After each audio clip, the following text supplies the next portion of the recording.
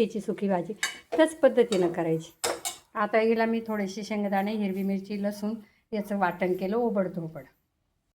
कोळीची भाजी किती छान झाली, हिरवीगार मस्त. आणि थोडंसं पाणी टाकावं लागतं मग ती मऊ शिजते नाही का. ठीक आहे, शिजली. आता थोडीशी मठाची डाळ पण टाकतात, पण मी आहे ना आज विसरले बरं का मठाची डाळ टाकायला, तर तुम्ही टाकू शकता. तर बघा अशा प्रकारे ही कोळूची भाजी रेडी आहे. आणि ज्याला अपचनाचा त्रास आहे त्याच्यासाठी तरी ही खूप उत्तम आयुर्वेदिक भाजी आहे. तर हे बघा मंडळी, कोळीची भाजी आपली रेडी झालेली आहे आणि ही भाकरीसोबत, चपातीसोबत, कशासोबतही छान लागते.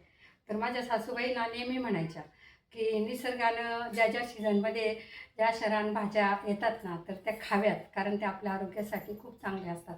म्हणून मला आज ही भाजी केली तर सासूबाईंची पण आठवण आली, कारण त्या नेहमी खूप छान करायच्या आणि त्यांच्याकडूनच मी ही भाजी शिकलेली.